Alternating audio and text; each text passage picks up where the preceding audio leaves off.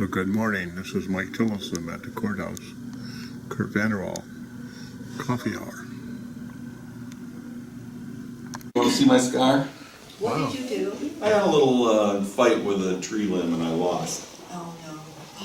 But you didn't lose. Good You, thing. you made up for it, didn't you? You know what? This crazy limb was hanging there and I looked at it and I said, yeah, that's no problem. I poked it out of the tree, fell on the ground, and went back to working underneath the tree. There's some other, and there was another one I never saw, and all of a sudden that one came down. What they call the widow. Oh man, I was glad it wasn't super big. My wife was with me and all of a sudden I dropped the one going like that and she looks around and she goes, what? And then about that time the red streak starts coming through. You did a good job. Oh yeah. And when you have no hair, you don't hide it either. It just happens, man. It's just Something to protect it. nope. So good morning. Good morning. So well, very good. Well, hey, we'll get started. So how come you don't wear a hat? Well, I don't like wearing hats, but my wife told me, she says, for now on, when we're doing this stuff, you're wearing a hard hat. Oh, a hard hat. Probably not a bad idea when Well, you're working on With stuff safety like that. glasses. Yeah, I do always wear safety glasses, just so you know that. I always wear that, so. But hey, thanks. I'm sure we'll get some more stragglers coming in this summer. Oh, there's one. Here we go. Hi there, how are you? Here's the straggler. Here's the That's straggler. all right. Welcome. Did they find that gun? No, they looked, but I'll get it kicked off. I got a couple of questions. All right. House Bill 5898, the one about the water charges to communities. Yeah, that hasn't gone anywhere. Yeah, the only reason I'm bringing it up, I see that, what was it, Chamber and Farm Bureau, we're partnering with the governor to try to get it some legs. And I'll give you I've got a 58.95? 5898. 98. And I just wanted to, as the bill proposed, communities would be charged for customers, number of customers, and then also we would be charged for services. Bottom line, we crunched some numbers, and if that bill goes through as proposed, that would almost cost us $250,000. Yeah, I did check on that for your department guy. Yeah. That also that bill brings the cost for the city right up to the house, which was Well, an issue. this is a different bill. Okay, This is the one to raise monies for a water fund that can be accessed across the state by communities to remediate. yeah, let me do some double Yeah. checking, because I think there was two pieces to that one. There was also the refuse or the That's the recycle next one piece. I want to talk to you about. And that, Yeah. I will tell you, that is a bad deal for northern Michigan. Well, It's a horrible, just so everybody knows, basically what it does is it'll upcharge us in small communities with no possibility to access those dollars, because they'll go to the larger cities. It's just I do remember it now, because I met with the governor on it Yeah. and his staff, and I said, in theory, it sounds really good, the tipping fees and the refuse side. I said, this is a horrible deal for my district. We lose, there's no It's win. horrible statewide, because Yep. the only guarantees, I think, in both bills is that whatever this amount is raised, Yep. you would get, you're guaranteed 80% of what you contribute would come back to the region, but not to the community. Correct. So I just see it as, Yeah, the state not willing to. now I do remember, that's an old, man, that thing is old, and I told him, and it didn't even make it into committee. Yeah, but I just got a little unnerved when I saw the Okay, press conference, and then just, to bring it up on the tipping fee for the refuse, we currently pay 36 cents a ton to tip, and this would require $4.75 a ton. So we would be about a $12,000, $13,000 upcharge. And again, same kind of a thing, we pay, it goes into a pool, maybe 80% will come back to the region, but no guarantees. So it just seems like that the state wants to tax the local communities instead of doing it themselves. yeah. So I just want to bring that to your attention. No, I appreciate that. I will tell you, I'm glad you brought that. Now I do remember them, and Yeah. those were, when I met, that was bad, but I'll double check on them. Here's what, that's what I Okay. saw that got me interested. Yeah, that's recent too. I will do some checking. That'll be another one of my phone calls I make today. I appreciate it. Sure. So, appreciate that. What else can I answer out there? Lots of things going on. Weird time of year. Is, Go ahead. Another I don't know. Oh, he's got it. Somebody else wants oh, I to. didn't know you were, He's not done? I just Okay. had, You got one more real quick? one, I'll wait. Okay. Go ahead. All right. Oh, we're just concerned about the DHS help here in a small community regarding people applying for assistance. The elderly, they're driving you to do it online. Okay. So they don't have to have as many people working on it, but these elderly don't understand, and we tried to call the number ourselves and kind of got nowhere. So it's gonna get real frustrating for them, and I can see them giving up, so I'm concerned that they're not gonna get the help they need medically when it comes to that. Is there an answer down the road? Is it just gonna get worse? I know that there was discussion on that one, because it's in the new budget part of it, and there's, some of it's, as they're pushing to try to get more online, more efficient. It does cause issues on some of the senior side. Yeah, there's deadlines for them to meet, there's paperwork to turn in, and they just are frazzled when they try to do it themselves, so Okay. I don't know how it's gonna work. Okay. Let me I get a do some letter, checking. so then later on you can look at it, because Okay. I'm just a volunteer for the Okay. Medicare Medicaid Assistance Program. I'm retired and this is what I do out at the senior center, so I'm always trying to help with Manistee County Medical Care with their Okay. residents with Medicaid. And it's like it's a horrible situation. I don't know if everybody realized how bad it would be, that number to call. Just for the fun of it, call that number, I've got it in that letter. And you will see that it goes on and on and on with prompts and options, and when you take, an 80-year-old person or the kid who's 60, and they try to operate the system, it just doesn't work for them. For systems. It does. And that's getting away from computers, that's just the phone line. That's just, Yeah. And computers, I tried renewing my driver's license by online, because it's supposed to be simpler. It timed out on me all the time, I couldn't get it done. Really? All right. this phone line, though, it is new since the end of August. Yeah. And we're not the only county. I talked to someone in Grand Traverse County, and we're all experiencing exactly the same thing. So, Okay. but thank you. Thank you for Yep, your I will do something, you gave me your contact information, so Okay. let me do a little checking on that, because of course, that's the last thing we need to do, is to have that situation be that. It's certainly not the intent, but let me find out, because, and then the license renewal side, that alarms me too, so. Since I was a part of that bill, that's what makes me even more nervous about the online stuff, so let me find out some information on that too.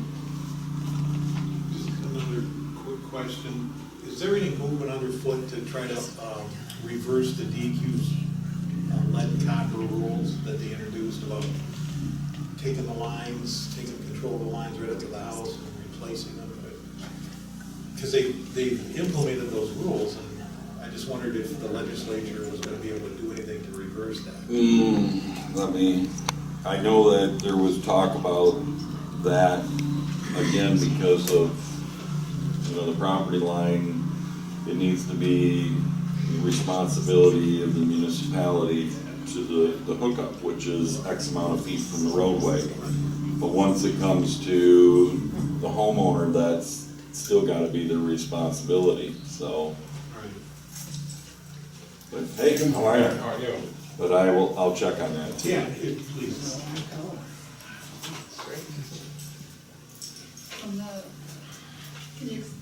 From where the township water line goes through, up to the house, That's what they were trying to get the municipalities to own that and have, at no charge to the homeowner. It would be, now become the city's responsibility once you get What into, about township, well, in UP, yeah. where I grew up, there's township water from back in the CCC days. And the water line to my mom's house is 100 feet, 100 yards, 100 yards, I think it is. And, I mean, it's always been her responsibility That's if correct. there's a leak there. Right. You know, it's under her property. She would never expect the township to have to deal with Right, it. and that, well, it would bankrupt our, it would honestly, Yeah, it would bankrupt the cities, or we'd have to tax the residents so high to be able to do it. It just becomes a real problem, and then, because it's always been the responsibility of the homeowner. And it's personal property rights too, and all of a sudden now you're, as a state, we're gonna say we're taking your personal property right away. Not everybody wants that, and it's just not what was intended, so. But I'll double check on the lead and copper. Yeah, I appreciate it. Yes, sir. Now that you're gonna leave this job, and let's say you get the next one, we don't know. We don't know. First of all, I don't even know who you're running against. Who you running against? Gentleman's name is Mike Tallard. Kelly? Tallard. Tallard, okay, whoa. If you win, I would say, are we gonna do this again? Absolutely we are. Yeah, what about if the guy gets your job, what if he was done, we're gonna have, Well, I can't speak for the people that are running for mine, because that's, but I don't wanna give these up, because this is an Yeah. important piece to me. so I what, think how's it's the, something to do. how's the, election for you looking, do you think? Well, I don't know yet, it's Oh, we got so many November cops in here. 6th, so. Well, we've got all the law here today. I hope I'm not going to jail, Something we have to talk to you about. It's great to see you. Nice seeing you, man. You guys have fun. But, anyways, we're not, today's not the time for me to talk about, I wanna really stick with the state issues and not election cycle issues, but, what else can I answer? There is, yes, sir.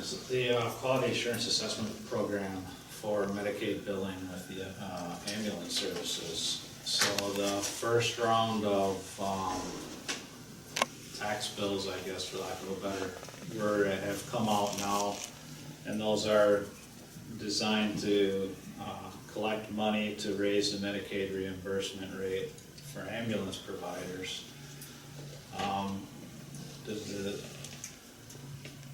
Do you see any relief?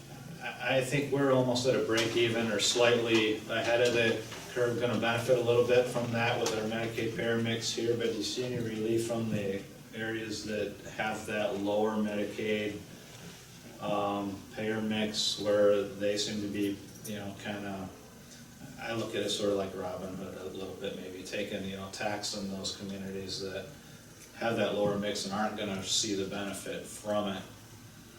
Do you speak to that at all, or?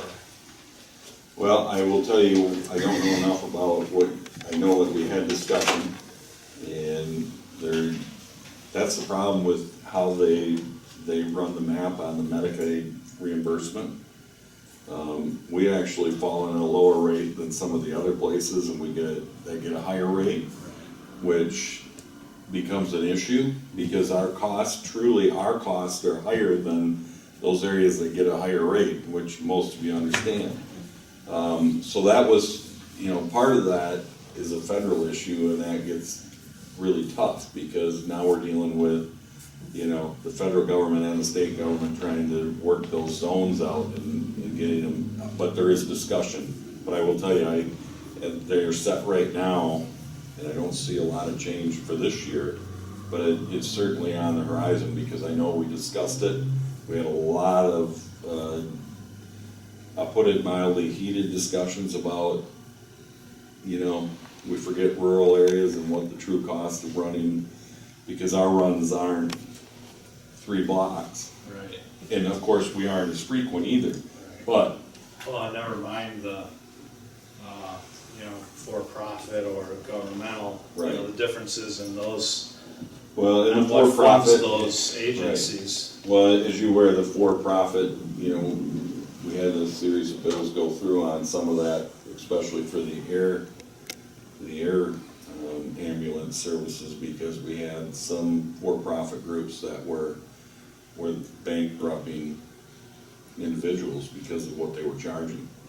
I mean, the other issue that we have is that you've got somebody that, let's just say, comes into the Manistee Hospital under the air part of it. The doctor makes the call, says we need to aeromed this person out. That person, if they don't have the coverage, that's their bill. They just owned it under, if they financially can't do it. Now, that person could have been transported into a ground ambulance, life-saving, you know, this doctor needs to be able to make that call in the hospital. But a lot of times they were making that call and they're aeromeding somebody down when they didn't need to be. And all of a sudden they come back and they've got a $30,000-$40,000 bill, no way to pay it, and they're broke, and then they go bankrupt. And what did we just do? So there was some issues that we addressed under that part, under the arrow part, but in the same discussion as exactly what you talked about. So we are working on that, but I can't tell you there's gonna be any changes this year. I mean, the calendar year 19, unfortunately. Yeah, it's just a little weird. Sometimes I have a hard time getting my head around it myself, because as a municipal service, you know, the taxpayers are already paying for that service. Yep. And the reimbursement rate, as we know, continues, I mean, the costs continue to go up, and that rate isn't changing with the costs that, I mean, look at what a new ambulance, I don't think most people understand how much a new ambulance costs to you know, put together. Tell us. I just remember what it cost us when I was on the county board, because it's the city and the counties that in most cases pay for that. We were under life ambulance, and they're helping me out. It's several $100,000 now. Yeah, they'll, I mean, in a very scratch the bottom of the barrel, about 150. Yeah. And probably 250 Yeah. is more the average. Yeah, I believe that we were over 250 in Ludington, because that was part of our agreement with life, and with every X amount of years, you had to put a new one in service and take one out. And it was pretty interesting. So, but I'll do some checking on that again. And that was Medicaid, you said? Yeah, Or Medicare? Under that QUAP program. I mean, it levies federal dollars, so I get it, but.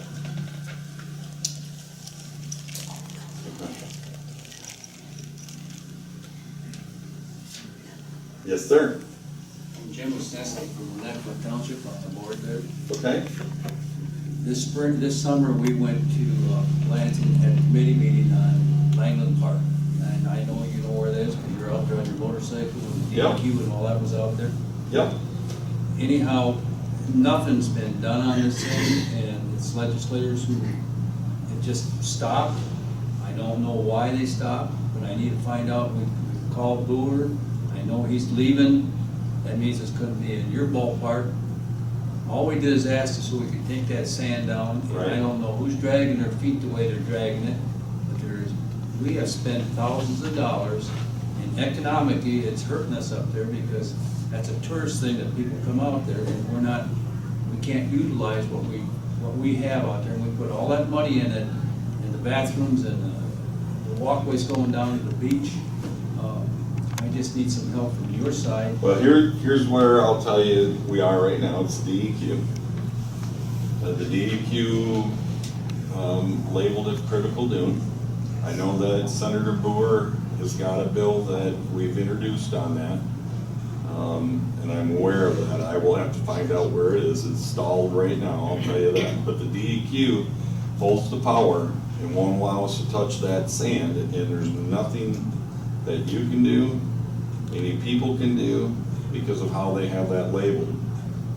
I don't really understand it, because the way we went through this committee meeting, and the whole committee, they drilled these two girls, that ladies, they had no idea what the hell is up here in our territory. Well, I understand. All this is a stamp process, and it came through, they couldn't even answer the questions what was going on up here. So that tells me you've got too much power someplace, and as legislators, you need to stop and stop this power struggle that they've got, that they can tell you exactly what they want to do, and it has to come from you folks. It doesn't come from me. I only vote to put you into office. Right. And Well, try to help us out, Right. and it's not happening.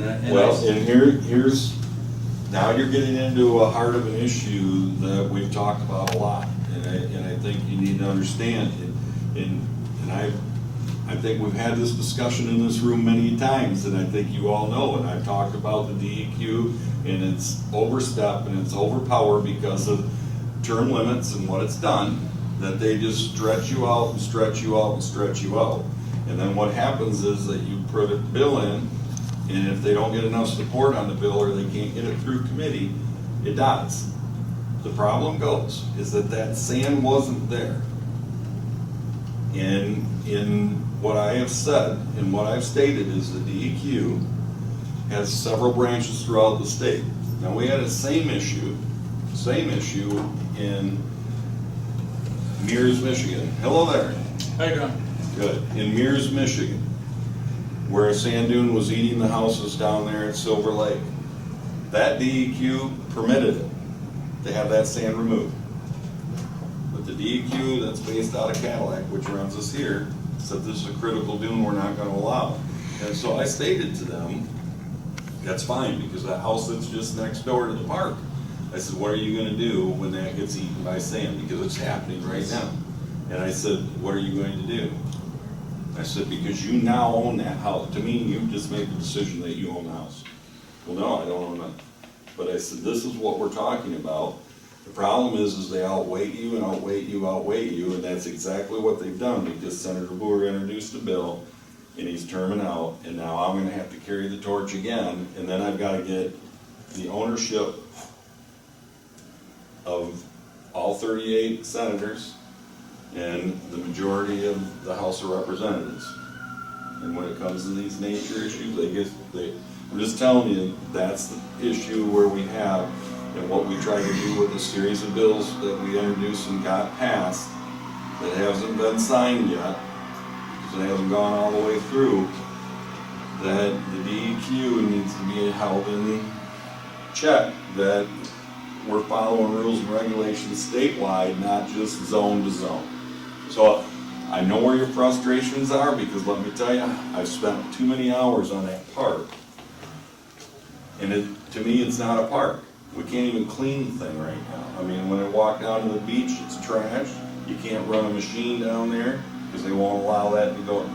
It's not, it's not what we need to do. All I can tell you is that I'll check with Senator to see what his bill is, again, and where it sits in his committees, and we'll go from there.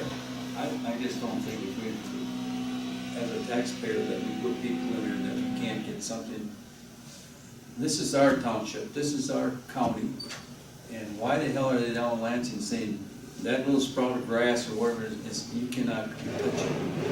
So, I don't quite understand all of it, I guess.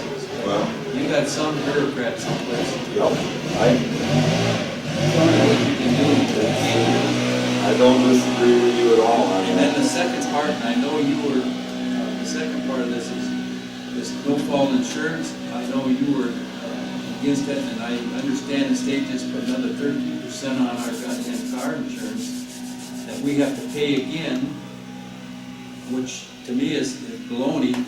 There ought to be a limit, and I don't care how you guys do it, but you got too many people coming in who've got a lot of big pockets pushing on you people. And somebody has to sit down and take a damn stand, whether it's Republicans, Democrats, or Independents. This has got to stop, because it's robbing everybody in this room. It's put my insurance like $3,000 a year to have 3 little cars on the damn thing, and that's not right, because I can go to Ohio or any place else, and I only pay about half of that. And it's all, and like I said, I'm not blaming you or a Democrat, but somebody needs to get their neck around somebody and say, this is enough. I mean, you cannot keep robbing the people, and I heard them the same thing on the tipping thing. They're shoving it back to the townships. The roads have done the same thing, they shoved it back to the county doesn't want nothing to do with it, so they shove it back to the townships to have them put millages out to help try to correct the roads. Now, the road commission, in their minds, when I go to all their meetings, is, well, we can't do that unless the township wants to help. Well, the roads don't belong to a township, they belong to the road commission. And if they need to put them back in gravel, that's what they need to do, but to sit there and hold a hammer over townships' heads because they won't fix the holes, and some of them, you might as well turn back into gravel because the holes are so bad. And you're gonna take a front tire off or something else or something. And this insurance stuff has just gotten, and I know where you voted on it, you and I talked about it before. I don't know why more can't get aboard this thing. It's gotta be this year that somebody's promoting it somehow, because I know it's insurance companies and I know it's doctors that, because. It's not all of it. There's a lot of pieces of the puzzle. You know where I stand on it, you know where I voted on it, you know where I've advocated, you know the bills that I put out to try to get it changed. You know, we hindsight's 20/20. It would have been truly partisan if we would have got it passed. It would have been, we had 43 Democrats right now, and I'm just gonna tell you, if the mayor hadn't really twisted the arm on 4 of them that represent the city of Detroit, there would have been 43 no's, just so you know. I do know that on the Republican side, we're gonna see something come back this fall. I do believe it. I wanna make sure it's the right thing. But we fell short of being able to have enough votes. Hindsight, from the people that I've talked to, they wish they would have done something. Because we have an issue. I mean, our auto insurance is #1 cost in the country.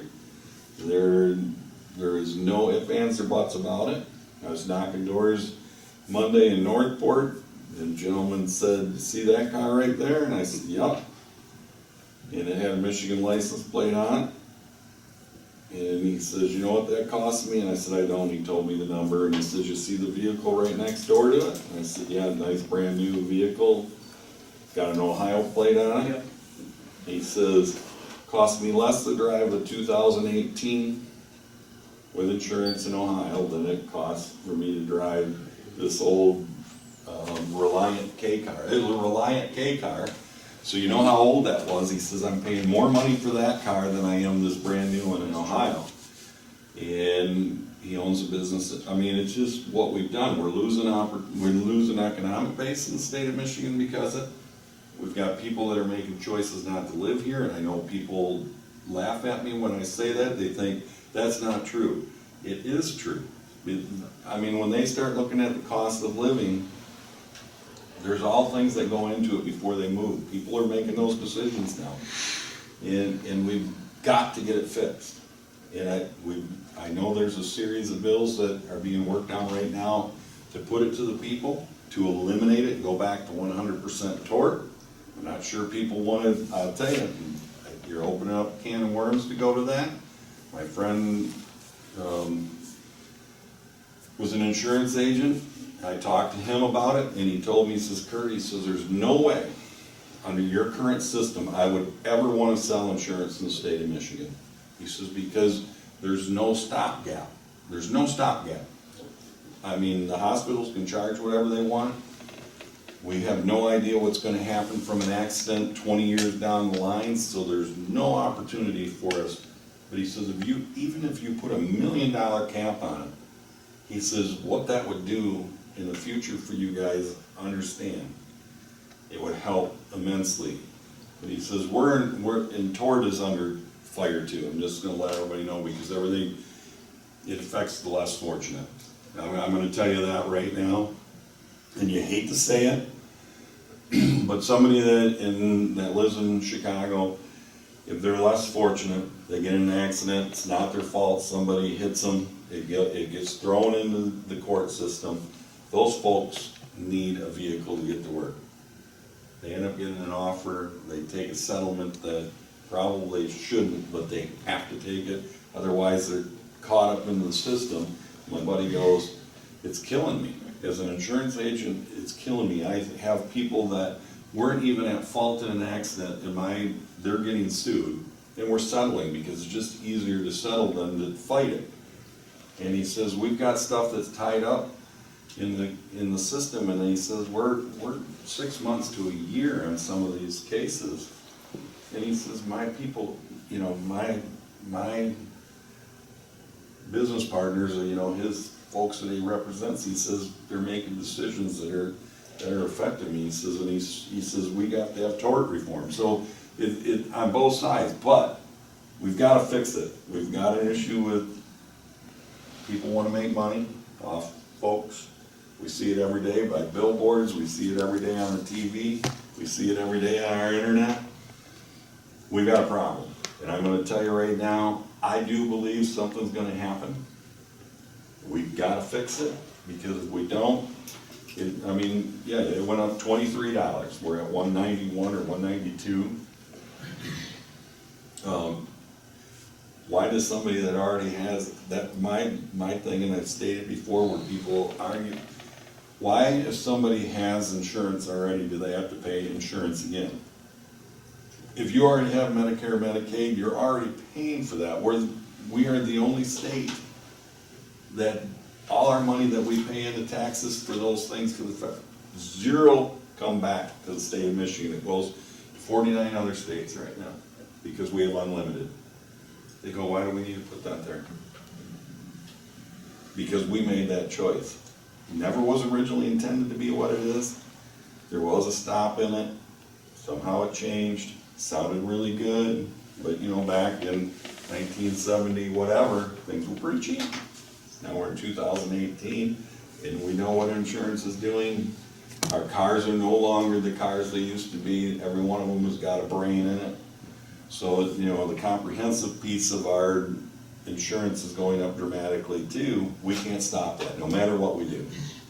But we have a high rate of, you know, car deer accidents, so we pay for that part. We, you know, the uninsured, we're paying for that. Last I knew, we were paying just for the fraud side of it. It's costing us about $40 a year, close to $50 a year. I think that's on the low end. That's what they estimate on just the fraud side that we're paying for people that are ripping us off. You know, somebody could be riding a pedal bike and fall off, knock their head on the side of the road, and if somebody finds them and they go to the hospital, they're gonna say, this happened in an auto accident. If they don't tell them, they're gonna market it as auto accident, because they can charge whatever they want. Well, that person doesn't live in the area, and you go to question them, and they leave, there's no way to prove it. So we pay for it, it gets put in there, that's what the unassigned claims piece of the bill is. I mean, we have got to be able to stop these things. We have no real true fraud authority at all in our auto system. It's just a mess. And I know that we talk about it, and I know that we say, well, we got to have it. Unfortunately, we've got to fix it, because it's driving people to what they call driving dirty.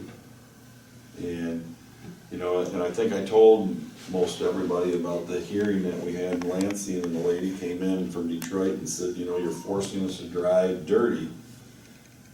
And representative from the Detroit area said, you don't understand what this is. I will never vote to do anything to change auto insurance. And this lady goes, but we want this to change, from her district. And she says, I know better than you do. This is what we deal with. And we can't have that. Because every time you guys open up your mailbox and you see it and it went up, I know it fries us. And we've got to fix it, because we are low. You think right now you're paying, let's just say you're paying $1,700. If you're paying $1,700 here, you can rest assured in the Detroit area that you're going to pay 3 times that. You'll pay way over $5,000 a year. average person in the Detroit area is over $5,000. I mean, that's why there's 52% of them driving uninsured right now. So 25% are driving uninsured here. It's actually 23, but I'm rounding to 25 just for simple. But 23%, if you think of the people in Manistee County driving uninsured right now, can't have that. They're here. Can't have it, because it costs us all. Well, they go get insurance, the following day they cancel insurance, so they just go get their license plates and they walk out of the place and they're all done. But 2 days later or a week later, they cancel the insurance, so they get a rebate check back and they drive the next 6 months without insurance. And here's here's a couple other things that I'd like you to understand about that. We are sending letters and we do notify, and it gets put in the system within 24 hours now. The problem is that if they don't have an accident, or they don't have a police officer that drives behind them that punches in their information, there's really, even though we sent the note to them, or the letter, we really didn't, you know what I'm saying? Yes. I propose to leadership, we're gonna be able to put driverless cars on the road by, they say, the next half a dozen years or less. Why in the world can't we have a license plate that's electronically the same way? We do everything else by satellite. You cancel. The next day, you get put in the system, your license plate goes red. Yeah. It's green when it's fine, Yeah. and it's red if it's not, and it gives the police officer, hey, that person's in violation. We have those opportunities. The other thing that comes down to is these chronic folks that do the 7-day or the 14 days or whatever it happens to be, same thing.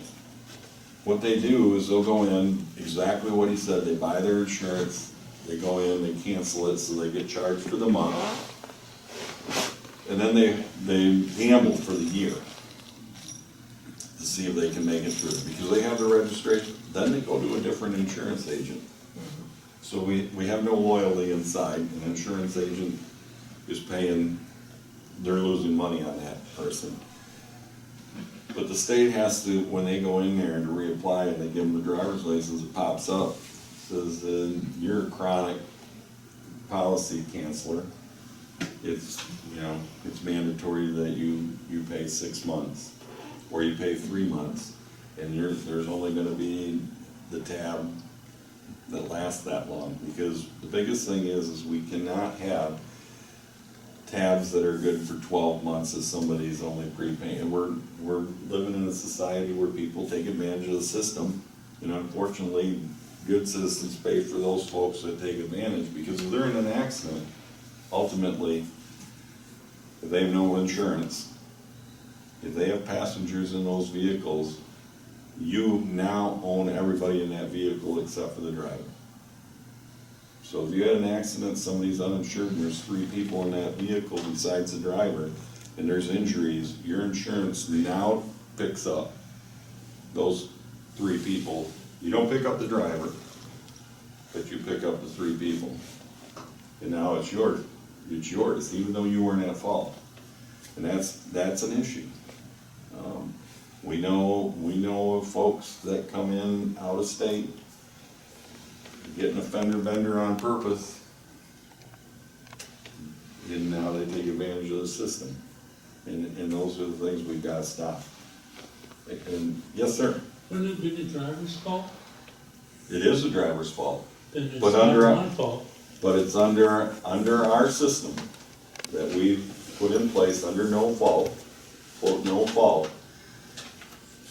If a driver, that's why I'm saying it's never been intended and we can't get these bills passed. Now, I think in some cases, we're trying to take the whole apple and we need to start nibbling around the edges of it.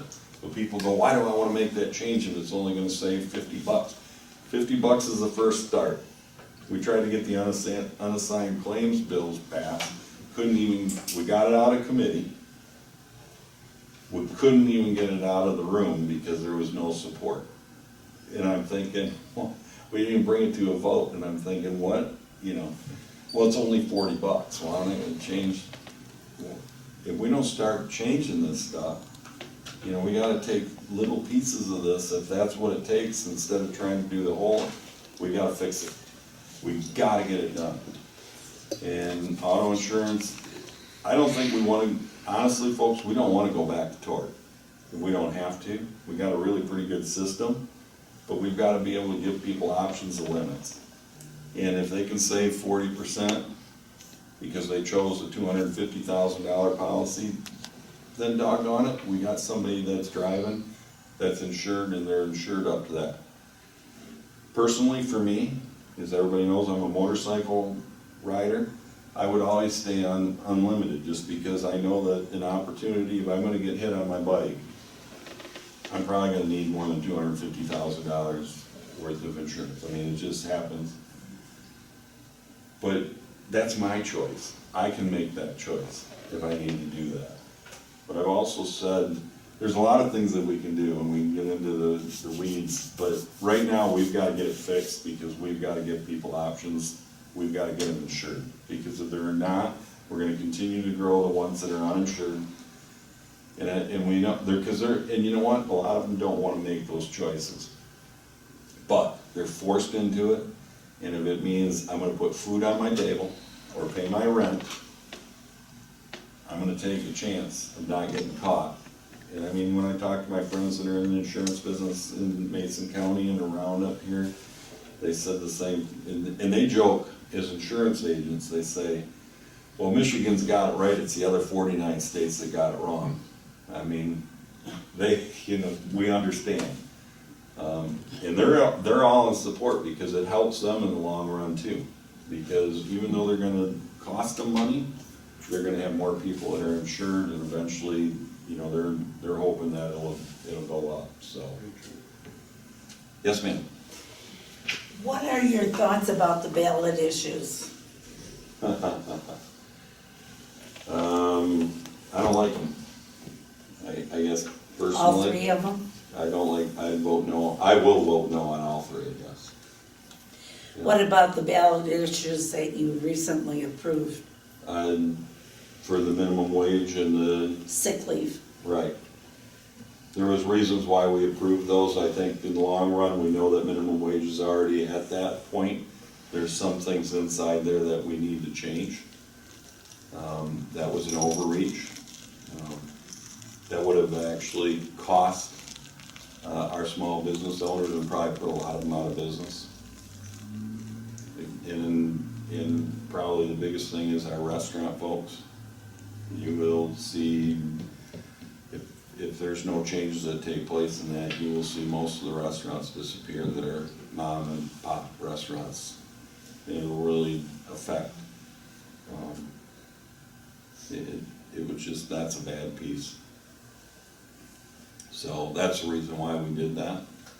I think in the long run, there's benefits to it. People know the structure above.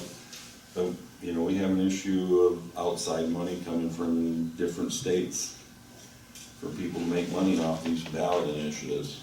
And I will tell you, we're being dictated again in northern Michigan from the lower part of our state, because they hire folks to come in, get the signatures they need, and it gets put on a ballot, and they don't know, they're just being paid per signature. And that money comes from out of state. I mean, the marijuana one is all out of state money. Didn't take very many signatures to get it on there. Probably will tell you, if you go north of M20, there's probably very few signatures from anybody that lives north of that. And that's a problem. And I feel that if we're gonna have something in the state of Michigan that gets on the ballot, that it needs to be fair representation from all three zones. So if you take south of M20, north of M20 to the bridge, and then the Upper Peninsula, so that you actually have a structured way that it can't be dictated from just one actual area. So that's something that I hopefully we can work on, because that is a problem. I don't think you'll ever win that because you got more legislators from the south down there than we are. I understand that, but It's pretty hard to change any of that, and we've been going through our mental health. Age is the same thing, we pay wage down there for their mental health and stuff, like, I wanna say $3 a person.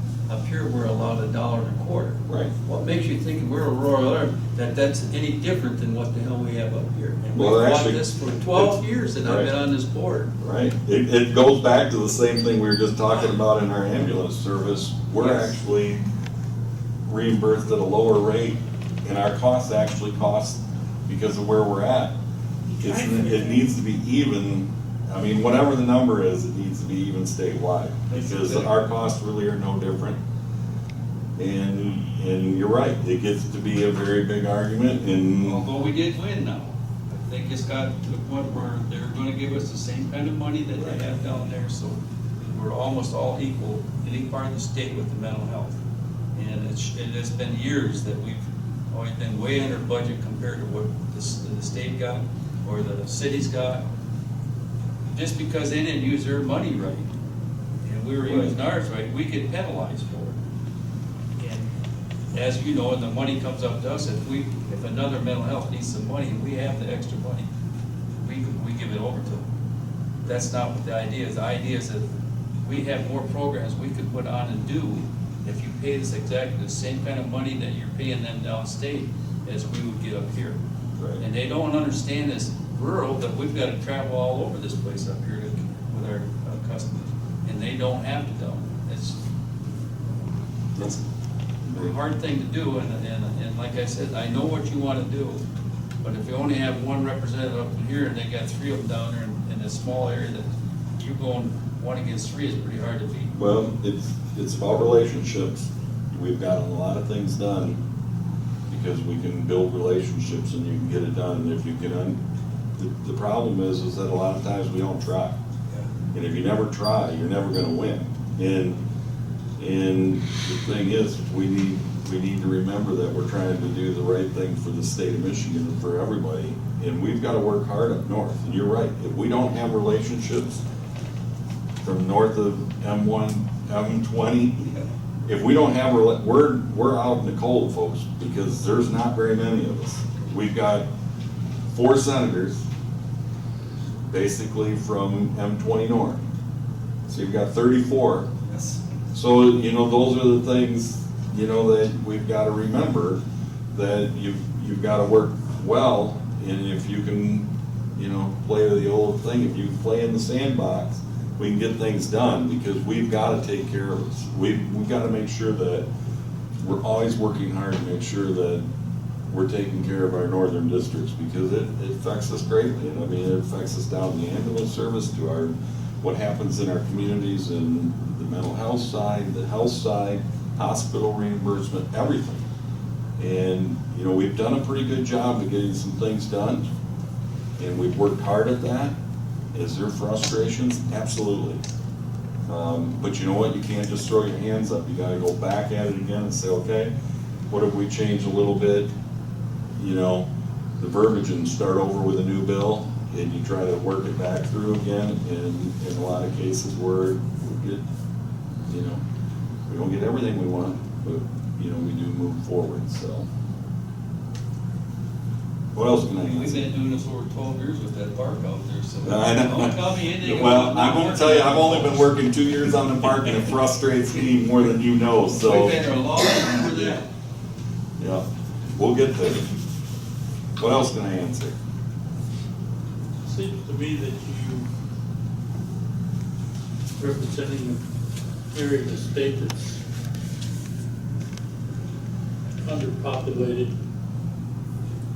And it's no wonder that so many people from the UP would like to secede from the state, become their own state, and I wouldn't blame them a bit, because a lot of money they pay in goes to south, and they're lucky if 10% comes back.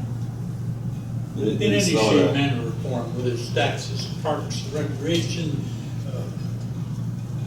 sportsman's fees, whatever.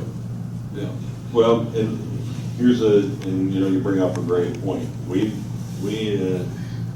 we have an abundance of natural resources. Because of our population, we have a lot of federal forests, state forests, conservancy groups.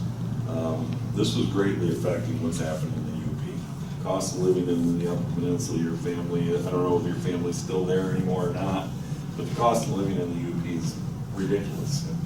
And their tax base continues to get less because you get into some of these organizations that buy property, state, federal, it's a very small reimbursement.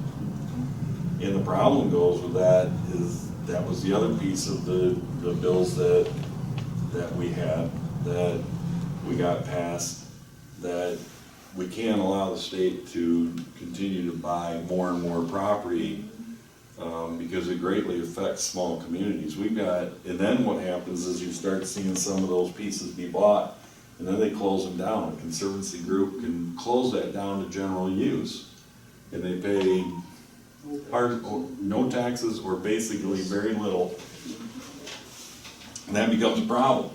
And the thing goes is that if we continue just to allow that to go, we basically have put a death sentence, and it's already affecting the UP. We've got one community. Yeah. Well, the way the natural, what was it called? The natural trust fund? The trust fund. Yeah, it's set up. It sounds like they're gonna keep buying property. What, are they gonna buy all the property in Michigan? Well, the trust fund, just so we know, under that trust fund, we did put a stopgap in there that they can't exceed X amount. And so if they decide that there's a piece here that they, that they want, a lot of what the trust fund is for communities to do it for inside community stuff. For example, we have the Betsy River project that got funded. We got a big project down in Ludington, 2 of them, that were granted dollars. They were, right now, not open at all for public use, and now they will be, if we can get them to go through. The one is the OxyChem or the Old Dow piece there, anybody's gone down. And then, of course, the Sergeant Sand mining, but it's a community that, because you gotta have matching dollars, so, a lot of it is like Sergeant Sand, it's about a $22 million project. We've put in, I believe, a little over 6. But the community's gotta raise some dollars to get that to happen. I mean, it's no different than any of the other, but you're right. There is stopgap in there that they can't exceed a certain level of state-owned property.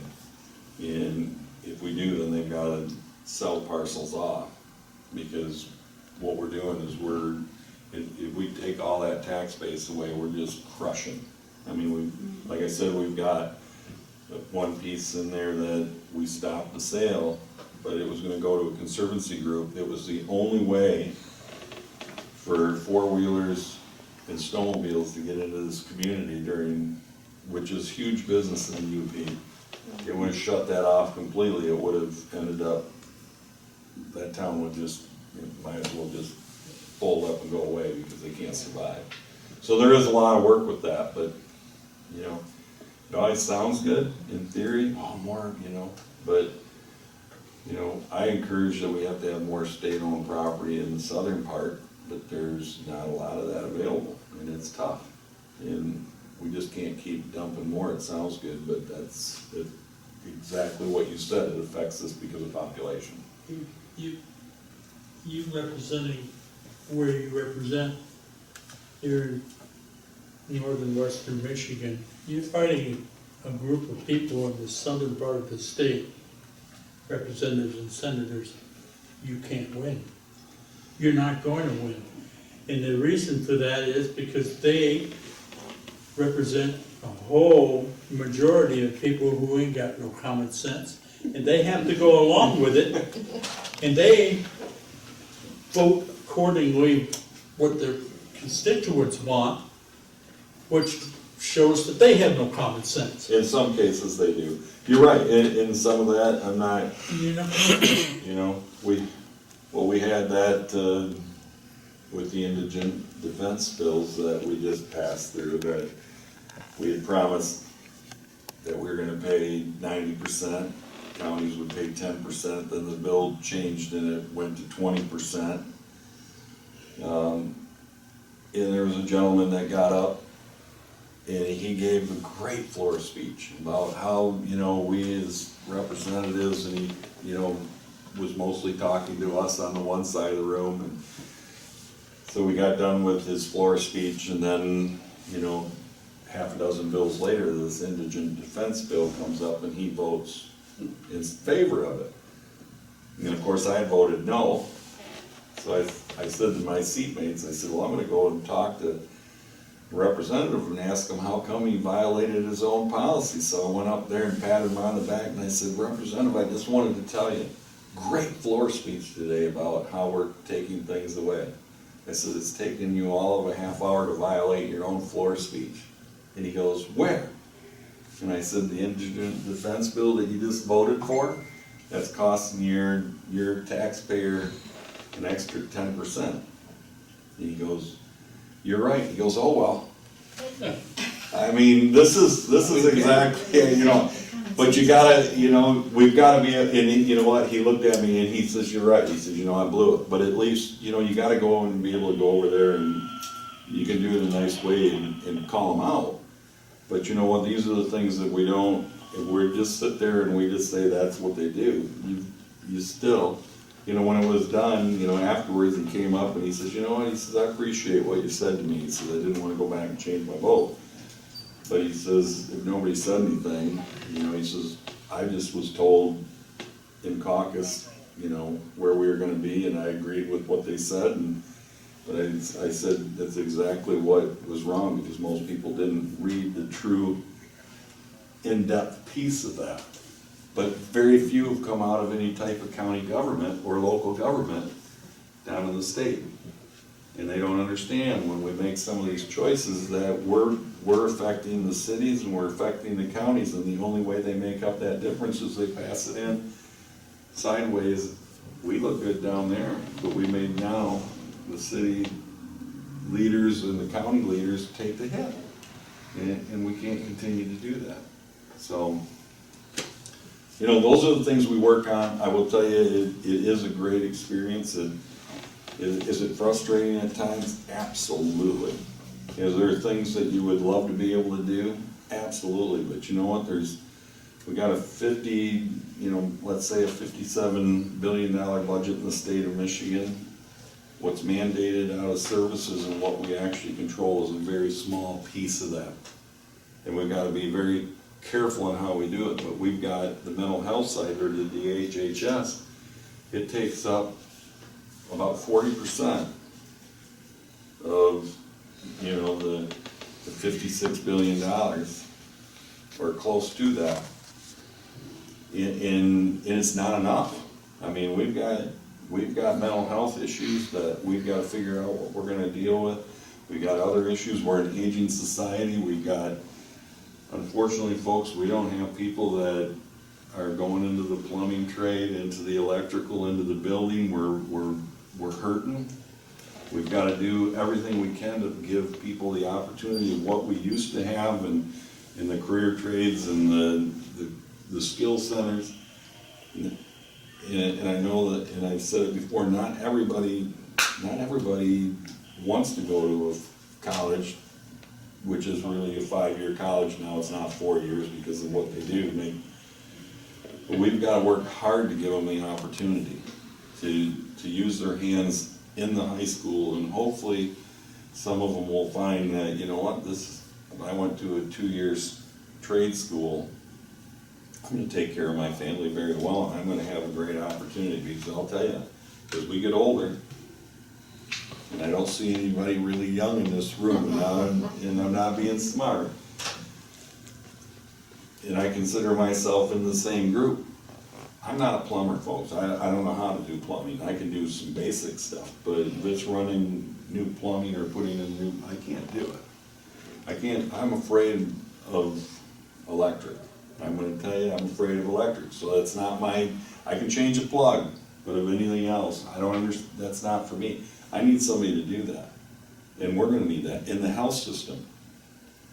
When our society, you know, we've got Leelanau County is very unique in this. The majority of the people that live in county